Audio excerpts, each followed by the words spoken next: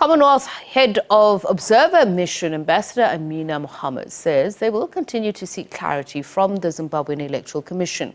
The electoral body came under fire after some polling stations experienced delays during the elections. Meanwhile, the neighbouring country is still waiting for the election results, as Khayelihle Khumalo tells us. From the observer missions that have been deployed here in Zimbabwe, but of course raising quite a number of issues. We know that the delay of the arrival of the ballot papers is one of the major issues, but also the issues pertaining to the transparency. But overall, some positive issues, of course, will have to be around a very calm and a peaceful environment here. Joining us now is the head of the Commonwealth, Ambassador Mohamed. Thank you so much indeed for your time, ma'am. Thank you. Thank you very much. Lovely. Maybe just take us through to your findings. I mean, you had an opportunity where your members were out and about in Zimbabwe. What did you find on the ground? We had 14 observers, and most of them actually went out of Harare and were on the ground.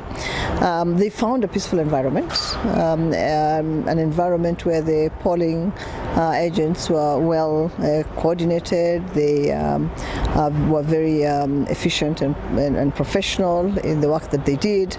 Obviously, the delay of some of the ballot papers raised a lot of concern for us, but also for them, because it meant that they had to keep the voters calm and urge them to encourage them to wait for the ballot papers to arrive. Some arrived at about 10 o'clock instead of 7 in the morning. Others arrived at about 11. Some arrived in the afternoon. And I was at a polling station where the ballot papers actually arrived at 7:30 p.m. So obviously, concern around that because the long wait caused a bit of agitation among the voters. But in general, I think that the people of Zimbabwe need to be commended. They were very peaceful. They waited. They were very patient. They performed, the task that was before them well, whether it was the polling agents or whether it was the party agents that were seated in the polling stations, the security officers that were outside the polling stations. Some were inside, but they were not intrusive. The support that was given to the vulnerable groups, the persons with disabilities, women with young children, lactating mothers, the elderly. So all that, I think all those arrangements went really, really well. I think really the biggest letdown was the delay in the arrival of the ballot papers, and not a credible reason being given for that delay. But all in all, I think we applauded just the peace that existed. A bit of concern in terms of those that were around the polling stations, some of who had no business there. But were there, and that obviously raised eyebrows, including among some of the voters who did not want some people around. I think other than that, the issue of the nomination fees kept coming up. The increase from a very reasonable figure, to a really huge figure, where most of the potential, I think, candidates found quite high and unaffordable. So in general, I think what we could say is that there are issues, there are technical issues that need to be addressed going forward. The people themselves, I think, exemplary. I think all of us can really learn from their patience and their professionalism. ZEC, I think, needs to be much more open, much more transparent, much more inclusive. The flow of information must be continuous so that people know what's happening. But I think other than that, generally, I give a preliminary report of the observers who had really taken a lot of time to just look at all these issues surrounding the polling day and before the polling day. And now we're here and we're waiting for the results to be announced, hopefully within the prescribed time by the law, and then we move forward from there.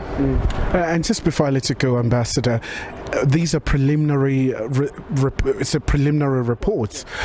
Any particular lessons for ZEC?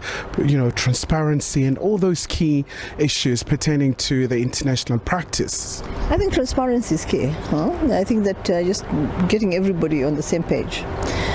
That always has a calming effect on voters, and also gives the impression that you know exactly what is happening, you know what you're doing, you're well prepared, and there will be, hitches here and there. It's always during elections you have a few hitches here and there, and people kind of understand that. As long as you explain it well and give the reasons for it, so that you carry the population with you even as you perform this very, very significant, task for the people of this country. I think that not giving information is, I think, a real letdown, to the people, because they see them there, they expect them to be as professional as everybody else, they expect them to be as efficient as they promised, at least, and then when this happens, obviously there's a bit of confusion and a bit of agitation, because people don't know. There's that fear of the unknown. If you have information, it's easier to respond. If there's no information, then you're actually in a no man's land.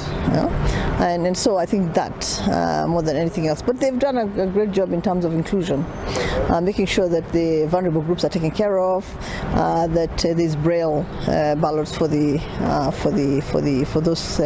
that have persons with disability, making sure that there was this understanding that they would be given first priority. The training of their agents, I think there they did a really great job, because I don't know how far you went, but those agents were really well prepared and very transparent, and did the counting well, supported the population to facilitate their voting. So in terms of just training their poll agents, I think they did a really tremendous job.